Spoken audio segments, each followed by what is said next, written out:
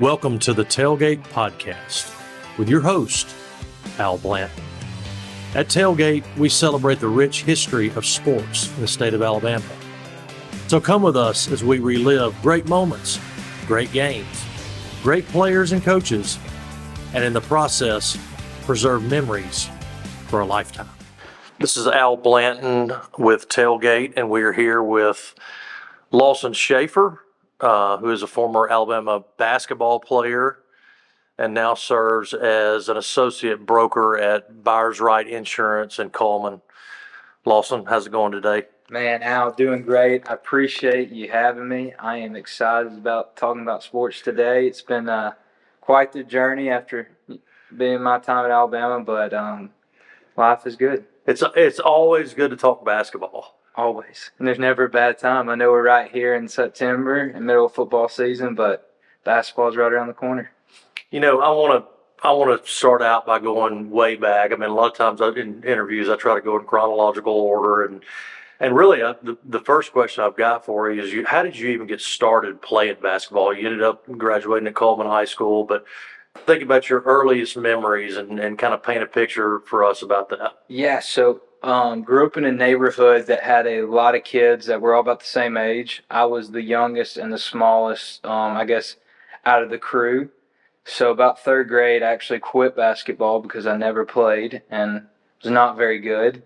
By fourth grade, started playing in the neighborhood. Fifth grade, I gotten a lot better and went out and tried to play for Sacred Heart, which is the Catholic school here in Cullman. And I really, I guess, turned the corner a little bit then. By middle school, things were definitely looking up and up and over. And really, that's the story. Honestly, I have no idea how I got much better. My neighbors used to always just tell me that I would always be outside 5 a.m., 6 o'clock, whatever time it was before school, or after school. Dad would turn on the floodlight. They just hear the basketball bouncing in the driveway. So, were there a lot of pickup games? Oh, yeah, and it'd get physical, and, the waterworks would happen if you lost. So it was a fun neighborhood, but very competitive as well. Yeah, now, two guys, Mike Dean and Bobby Meyer, were two of your early coaches. And, yeah. Tell us about your experience with both of those guys. Yeah, so Mike Dean was the coach for many years at Cullman. Grew up playing with his son Keaton. He kind of exited as we were coming up. Bobby Meyer was really the driving force that got me to where I was from a high school standpoint. I'll never forget, I really thought I was really good. And thankfully for him, he put me in my place multiple times and humbled me. And he really worked on my shot and footwork a lot. And so by about sophomore year, I finally received my first letter from UAH. It was a handwritten note. And I kept it up in my, kind of in the little area, right above in your car. And ever since then, I feel like that was my motivation. Like, I felt like I finally was like, okay, I'm actually good at this. This can be a thing that I get to do in college. And Coach Meyer was every step of the way, supported me, helped me, went on every visit. I remember we'd get letters in from such and such school with Troy, UAB, and he'd be happier than I was to see me open it up and stuff like that. So to have a coach that wants to see you succeed as much as you do yourself, it's really a great relationship, because I would do anything for that guy, and I know he would have done the same for me. Now, y'all played a team in Georgia. What year was that? This was 2013. We played a school. I'm trying to remember. I want to say the school's name was Douglasville or Douglas County. And the coach was a Hall of Famer in that area.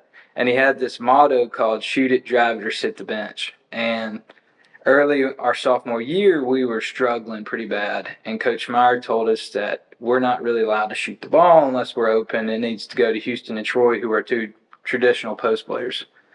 So at the time, we're averaging probably 30, 40 points a game, and we're just squeaking by winning. So at this point, y'all are kind of an old school philosophy. Old school philosophy. We're playing really slow basketball. I mean, you're talking 1990s, 2000 style play.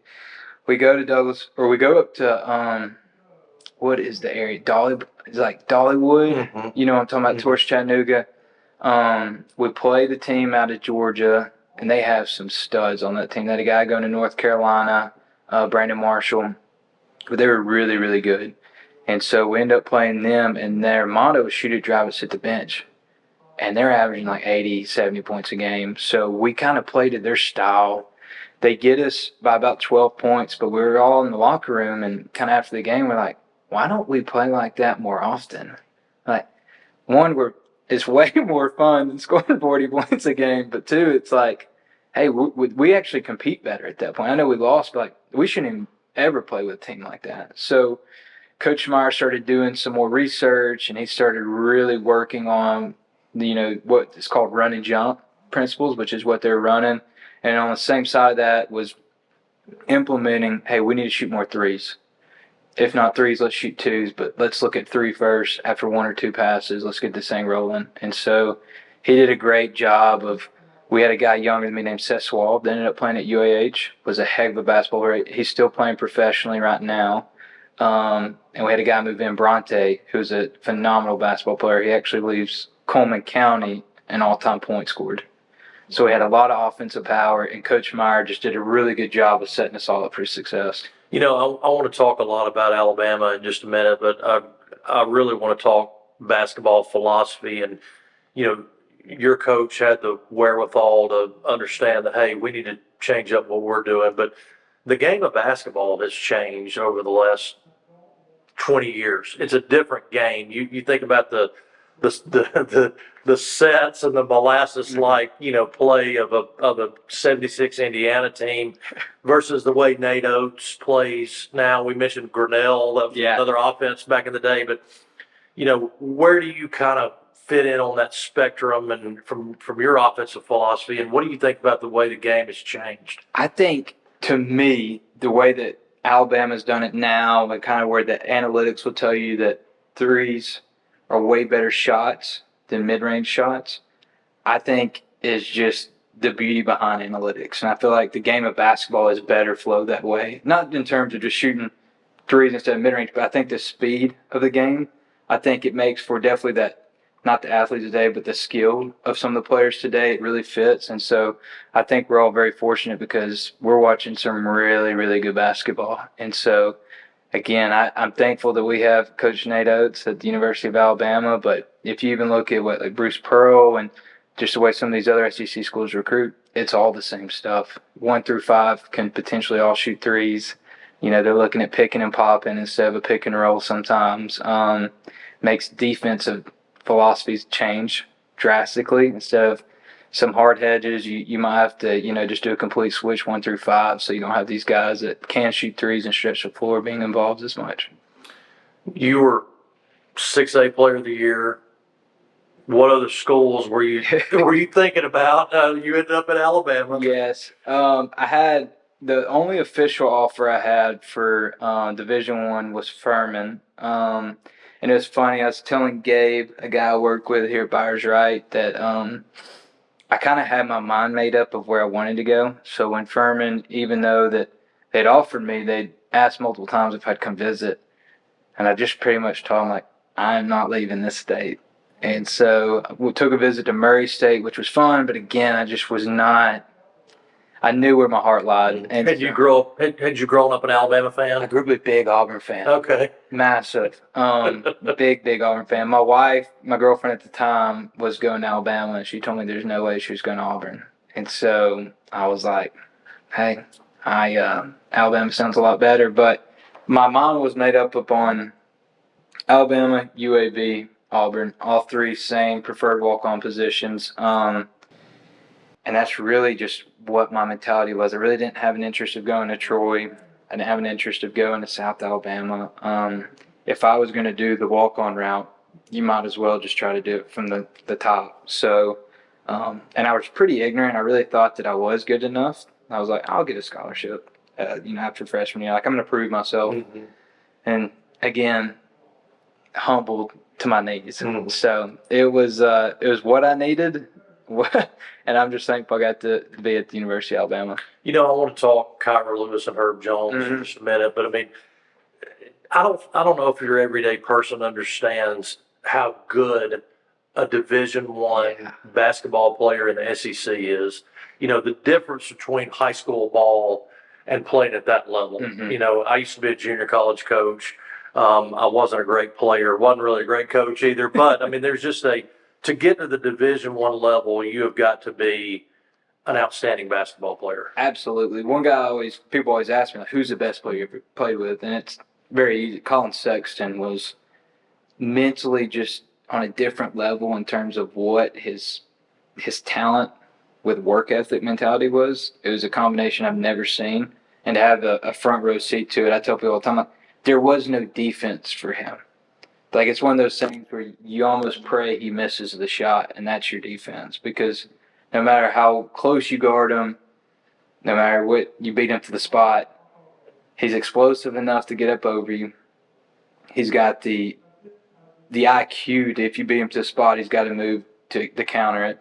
And so those guys, they're the reason why they get drafted top 10, top 15. And then you got someone like Herb, who offensively might not be as gifted, but like him and Colin going at it every day, you could see two pros, just absolutely two gladiators just going at it in a sense. You know, and Herb is, like we said, he's not the most fundamentally sound player there is, but he's just that utility guy, kind of an AC Green type.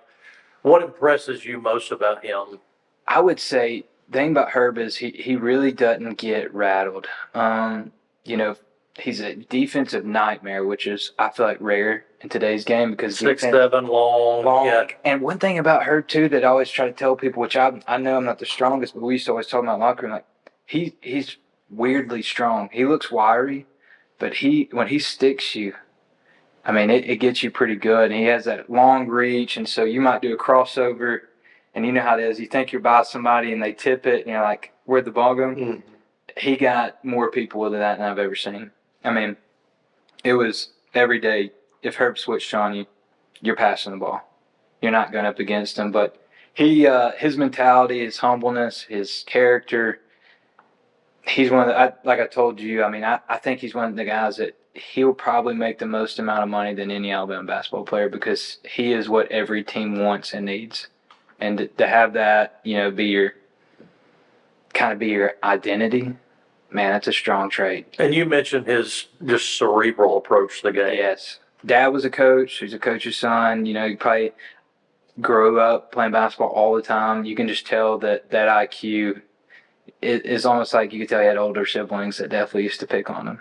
And, you know, and Kyra Lewis is another one that, you know, you talk about just being able to get to the basket. And I remember talking to Coach Sanderson one time, and he was just said, hey, nobody can guard Kyra Lewis. So what was your perspective on his game? So when he came in, he's a very quiet guy. And so when he came in, he was he reclassified, and he was late even coming into the summer because of all that. So I think he didn't actually start practicing with us until July maybe.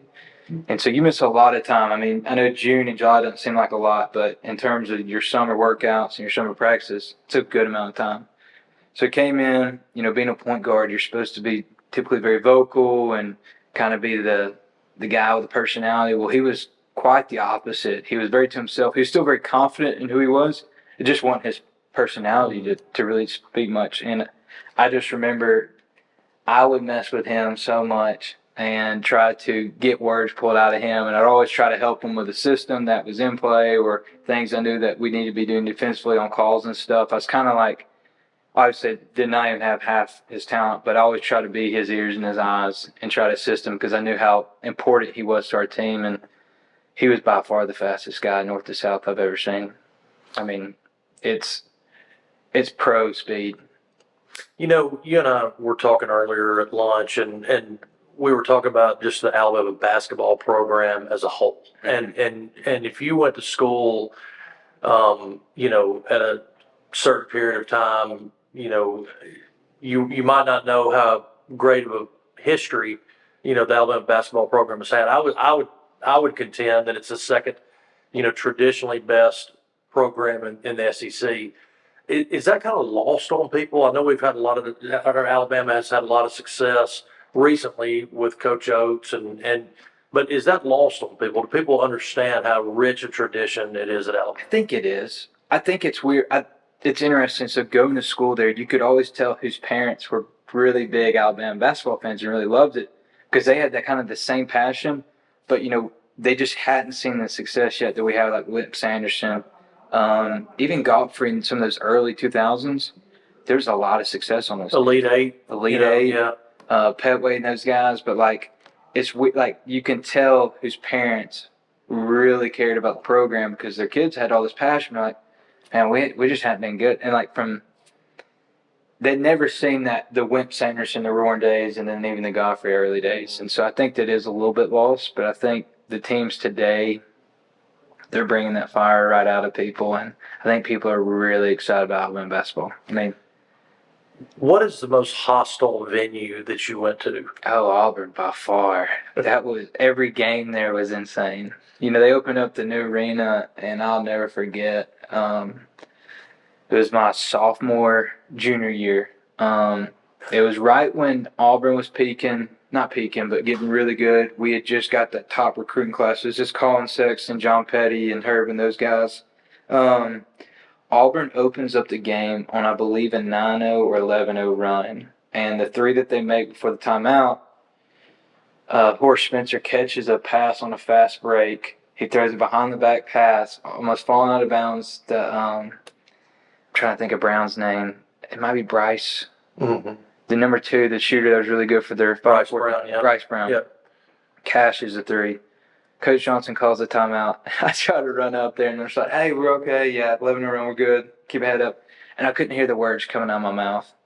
And the look on Herb and some of those guys' faces was right. It was almost like you knew we were in trouble. You just better bite down and take the beating that was coming. Yeah. But I've heard Bud Walton is a pretty hostile environment. Sneaky. Rupp's probably kind of like, it's not as bad. yeah, sometimes at an Alabama football game, people are so nervous. Yes. I feel like Rupp is probably like that. They're used to that winning, and so it's kind of again, Bud Walton's another sneaky one because those people love them some Razorbacks. Yeah. And so, and every time we go play there, it'd normally be a pretty big arena or pretty big crowd, and you are right. It's pretty loud. What was the coolest venue you went to? I'm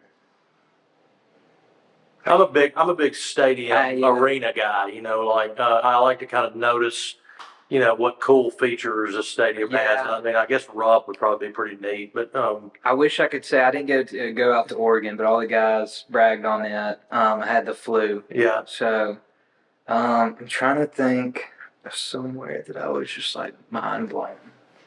Man, that's a tough one.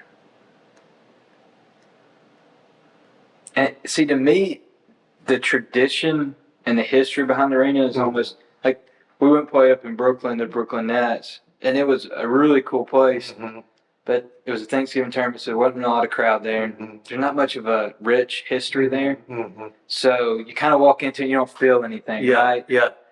I like the old school, like Hoosiers type gyms, like you think about like Butler or Allen Fieldhouse in Kansas. That's the kind of the historic. I mean, I'm kind of ancient anyway, but like I love that wood and that smell. It's rich tradition. In an old gym. Yeah. What has happened to that gym? We don't get that anymore.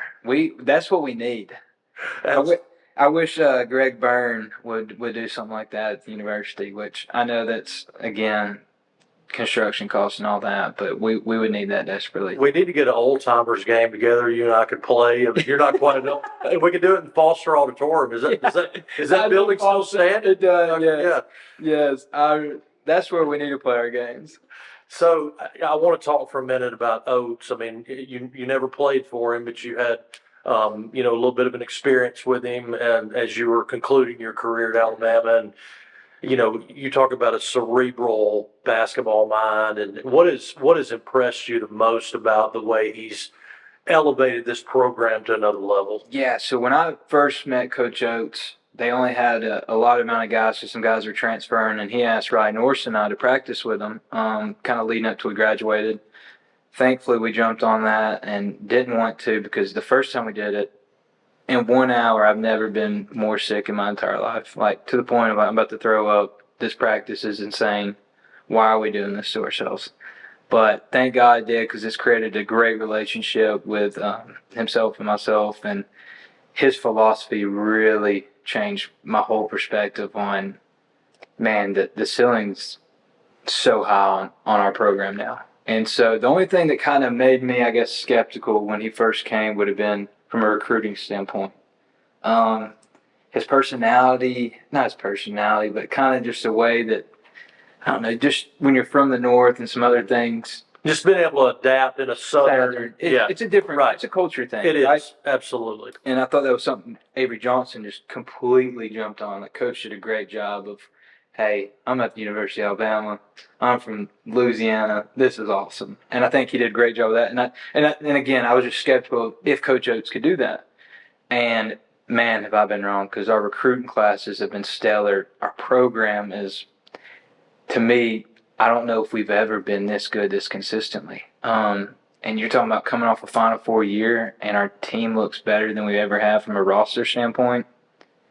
There's nothing you can really knock. And he's an awesome guy. And again, I'm so fortunate that he even still will answer my calls and take my texts, because I really didn't do anything for him except practice about a month. But I know it meant a lot to him, and he's always been there for me. Now, you're kind of a legend here in this town. I mean, we go to lunch and, nobody knows who I am. And I'm kind of the persona non grata here. And you're waving at everybody and shaking hands and kissing babies and all that kind of stuff. But, what brought you back to Cullman, and what is it about Byers Wright that is so special? Man, I love Cullman. Cullman is everything that is just, it means the world to me, honestly. It's special. I remember being at Alabama and the amount of times that things weren't going my way and I wanted to leave and do some other things, the amount of support that I always got from people in Cullman and the care and the text, you would think I was an All-American. And that's just how special this place really is. They care about each other. They care about other people's success. They want everybody to do great. And I thank God every day that I've been born and raised in this special town, and it just continues to get better. Being at Byers Wright's no different. My wife, Riley, who reason why I went to Alabama, and Haig's daughter were roommates all through college, and I got to know the Wright family really well. And Haig had offered me a job a couple times, and when I got out of school, I took him up on an interview, and the rest is history. And he had unfortunately passed away this year, but he has poured so much time and mentored me in so many ways that he really didn't realize what he was doing, but he just was that kind of special of a person where he is always going to be the guy I aspire to be. I love him to death, and because of all that, I hope we can continue on his legacy here at Byers Wright. Now, you're a Cullman guy, and I'm a Jasper guy. And there's been a little bit of a rivalry there through the years. Do you think you and I can develop a friendship, even though we've got such animosity between our two towns? There's an invisible wall always. Right, exactly. Yeah. So, can we overcome that, I think so. divisiveness? I love Jasper too. I mean, we unfortunately, my junior year is the year the fight happened. Yeah. So we no longer got to play on basketball and stuff, and I was like, it's not how it should be. That's why stuff like that, when it happens and rivalries get dissolved or something, it just ruins all the fun. Yeah. We had a little bit of an incident my senior year when we played at Cullman. We did. A buddy of mine didn't agree with a call at the end of the game and chased the referees into the locker room, and several dads had to hold him back. So anyway, that might have been what initiated all this. These histrionics across the years. You know what it is? It's just two programs that are normally and historically pretty good, and neither one can let a leg get up each other. That's right. It's a good rivalry.